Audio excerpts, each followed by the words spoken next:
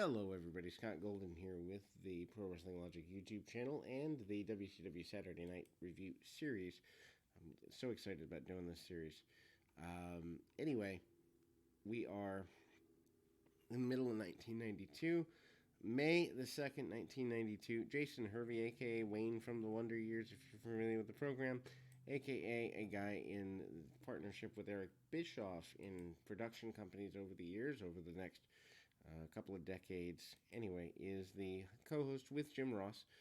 We then see the natural Dustin Rhodes against Buddy Lee Parker. Rhodes actually hits a drop kick. Amazing that Dustin is still around all these years later, 30 plus years later. Awesome to see.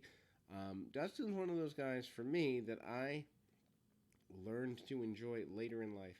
He has a very interesting, and I'm laughing as I read the note because looking at the memory of this, he does a stumble bumble on a top rope shoulder tackle, and then Buddy Lee Parker manages to hit a shoulder tackle of his own, which eventually leads to things going in his direction for a minute. Rhodes, though, comes back up and hits a clothesline. I actually have seen most of Dustin Rhodes' career by this point. I think the only thing I haven't seen is his pre-WCW stuff. I'd like to see some of that Florida stuff. I actually had the chance to see Dustin live once, too. Hits a drop kick to the floor on Parker onto the outside, and just amazing there. Dustin Rhodes, so much potential that I don't think was ever fully realized until the middle of the Goldust run, and then so many wasted years in like TNA and all that. But anyway, glad to see that he's now training people and doing really good things for AEW. Deep arm drag out of nowhere, just sequentially. The arm drag doesn't make sense where it's placed. About 4 minutes into the match, and they try to get more out of this. And perhaps they should. Rhodes does obviously get the victory and hits a modified bulldog to get that victory there. And again, we go to a local area promo series of cards. I love the fact that they still did this, promoting local live events. I think it is a lost art. Of course, obviously, with the pandemic, you can't do the live event thing. I get that, but I wonder if live events are a thing of the past, except for independents and Japanese cards in the end. Ricky Morton and Dallas Page, what a weird team that is, are up next. And Dallas Page in 1992, bowling shoe ugly, if we wanted to quote Jim Ross, not a good time.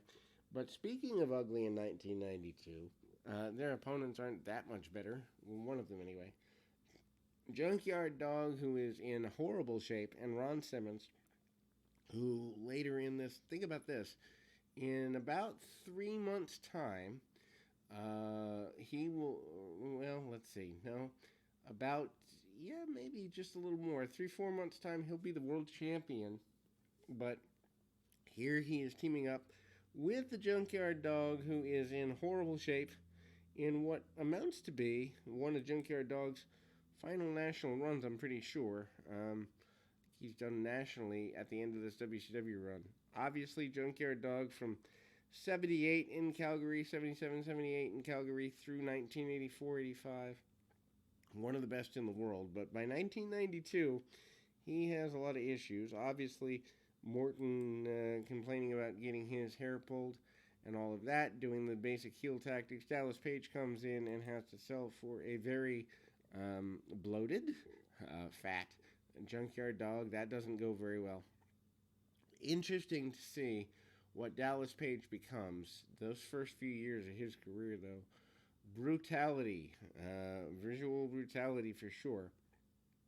And we kind of see a hard, Ron Simmons, who, think about this, Ron Simmons had challenged for the World Championship with Lex Luger in October, and he's here in a really throwaway tag match by April of the following year. It's just interesting, the inconsistencies in booking.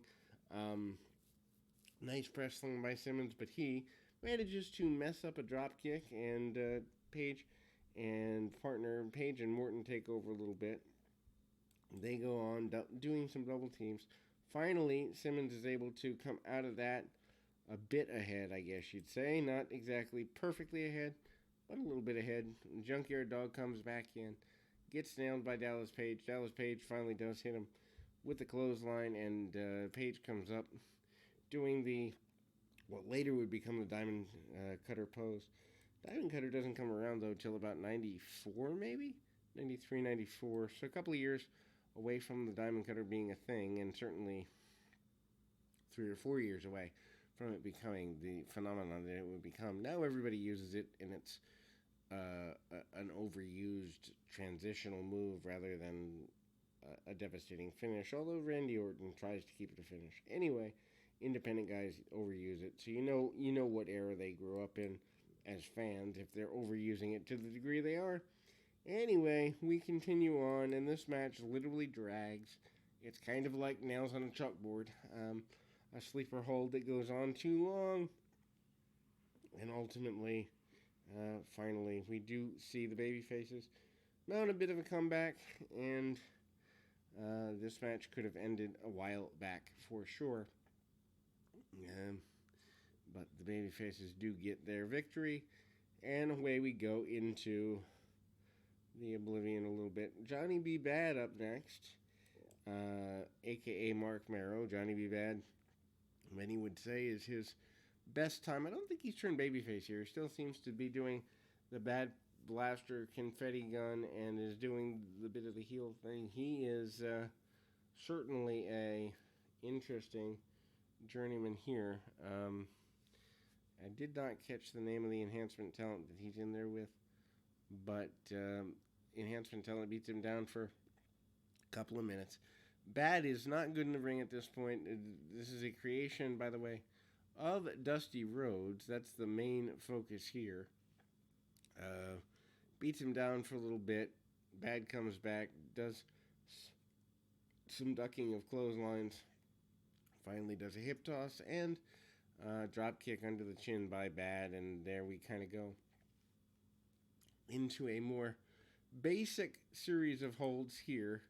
Nothing worth writing home about for sure, but still worth taking a look at kind of the I guess you'd say the habits of doing this. Kind of stays in the armbar for a while and, lets the guy work back up. Bad comes back around. They keep the match pretty short. 3 or 4 minutes is about all he can handle, one would assume, and that's about what all they put him in there for. They go back and show the glitter gun. I think they wanted kind of the color and the vibrance and all of that. The beat down by the enhancement talent, though, which I think is just to stretch the match out. If you want to be honest, I think there's a way that they could have done it quicker and more efficiently and had him not lose as much credibility, because to be fair, I think Bad lost credibility taking back elbows and, lands on the back of his head on a basic back elbow, and he's selling it like he's got a concussion, which, again, overselling. Very common for rookies, but it's a sign of just inexperience. And Bad hits the kiss that don't miss, left hand, 1, 2, 3, and away we go. Nothing wonderful to write home about. And then we kind of see return to the highlights.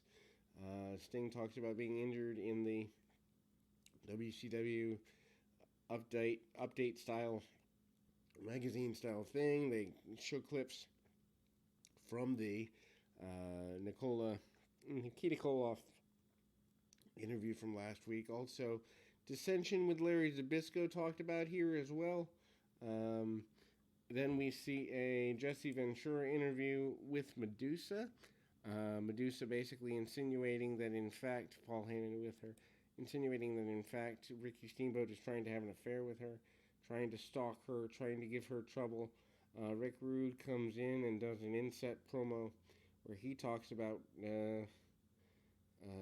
Ricky Steamboat being unable to keep his marriage. Steamboat made choices for marrying the wrong person, is basically what Rude would insinuate. Years later, that would become true in factual nature with the legalities between Mr. Steamboat and Mrs. Steamboat. But needless to say, Rude says he's also bitten off more than he can chew by feuding with Rick Rude. And then we go back, more sit down stuff. I did not realize at the time how stretched out a WCW Saturday Night 90-minute, which amounts to 2 hours with commercials, program really was. They do so much inset work and just talk that I don't know that would fly today. Jim Ross, great, and in the peak of his run as an announcer here, but it's pretty ugly. Speaking of ugly, Vader in an enhancement match takes the head off of his opponent with kind of the double club shots and eventually a choke slam, power bomb. Referee even checks the alertness of the opponent a bit, which is ironic. Vader's choke slams, by the way, are brutal looking. And Vader is getting ready to be your future WCW champion. They do a several minute long, 6 or 7 minutes.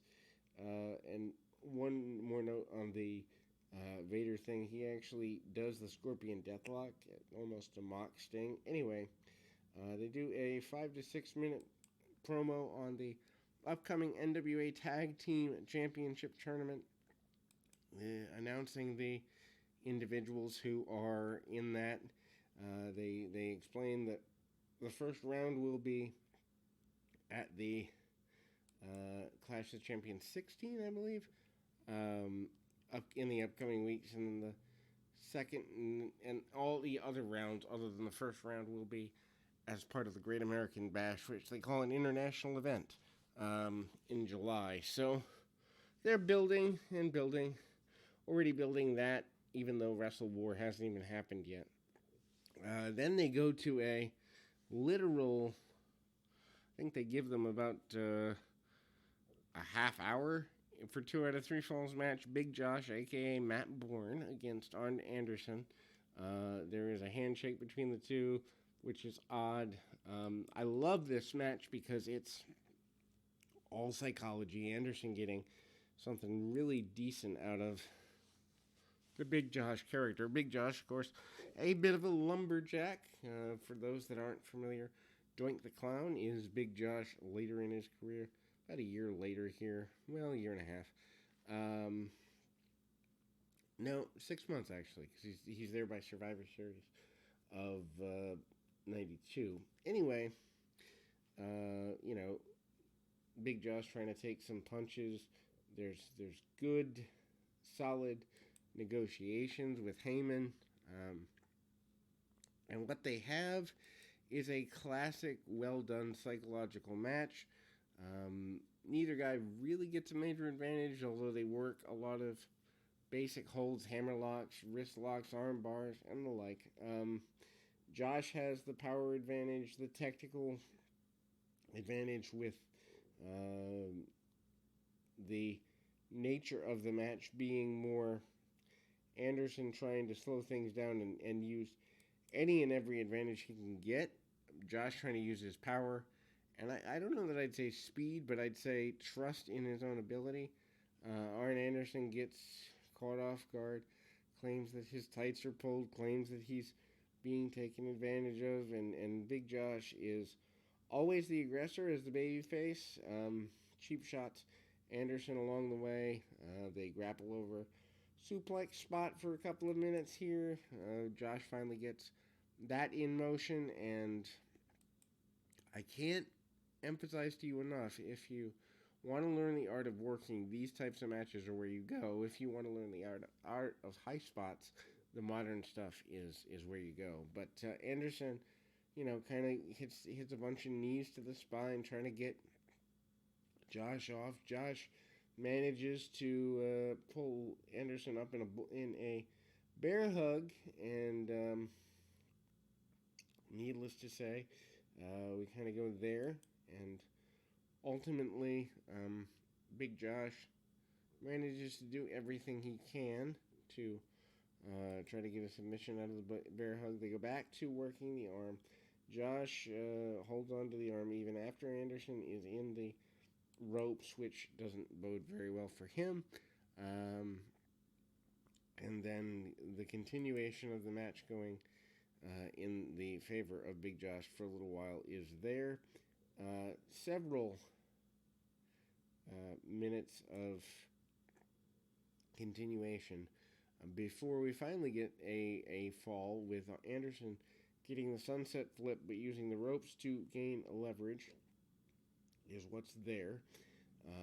We go to the second fall, and then they battle over an abdominal stretch over other, as well as other things. Match comes back around to being, kind of trying to get the submission, trying to do everything he can. Paul Heyman is phenomenal, aka Paulie Dangerously, phenomenally outside, trying to get a reaction from the referee. Anderson dumps Big Josh to the outside of the ring. Heyman hiding behind the pole but thinking about cheating there. Anderson pulls him back in and tries to get every advantage he possibly can in that regard. And then we kind of see the match go back to a more brawling style back in the ring. Anderson continues to work the arm, neck, and back of his opponent, primarily the arm, because that's where the Anderson family deal is. But Arn certainly doing the heel motions almost the entire way around, and then we see Anderson goes back to even things like short arm scissors, trying to get a submission out of the arm. Big Josh covered in sweat. They, again, end up working about 35 minutes through many commercial breaks. I wish they gave guys time to do this now, where it actually told stories rather than, was major high spots. And a lot of people, that's not their style, but I think it's the style that if you want to bring back the mainstream fan, you've got to tell the stories that were popular when the mainstream, when the casual fan got into things. And longer matches with less high spots was where that was at.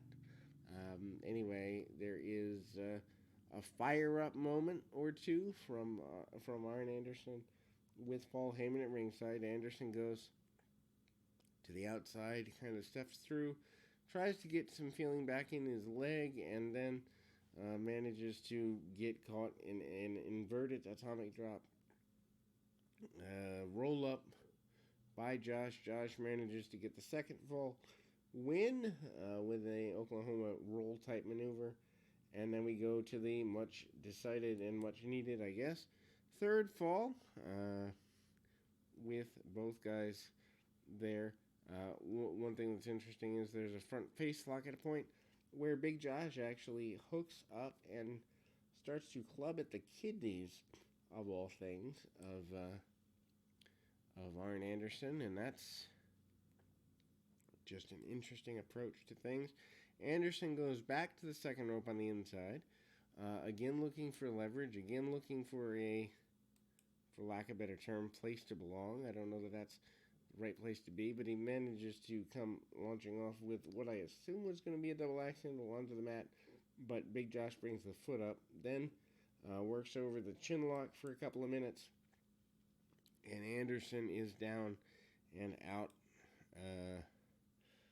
and ultimately it's an interesting run because after going nearly 20-25 minutes, Anderson still dropping knees on the chest, still looking somewhat fresh, but Big Josh catches the leg again, trying to find a way to get maybe a submission.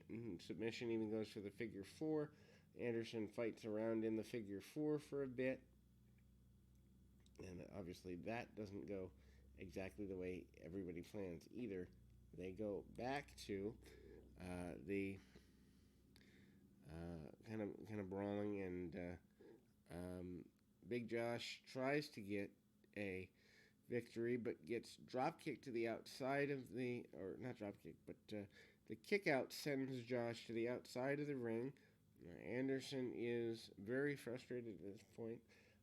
The referee is counting Big Josh out of the ring for a minute, but ultimately, the nature of the basic 10 punches in the corner spot is up next here, which, looking back at that, is goofy because, well, how can you get punched 10 times or even 3 times in succession without defending yourself and not end up with marks on your body? But anyway, hip toss out of the corner. Big Josh continues the assault here and tries to remain on top of the match, so to speak, both physically and metaphorically. Anderson gets up and manages to get a cheating victory. He grabs the victory, just about right at that 35 minute mark, and Big Josh managing to hold on to his opponent as best he can. Doesn't get everything he wants on him, and Anderson manages to use the, actually almost a missed clothesline. Anderson spins around and spine busters Big Josh. 1, 2, 3 in the middle for the victory. Amazing match, and we'll be back with more right after this.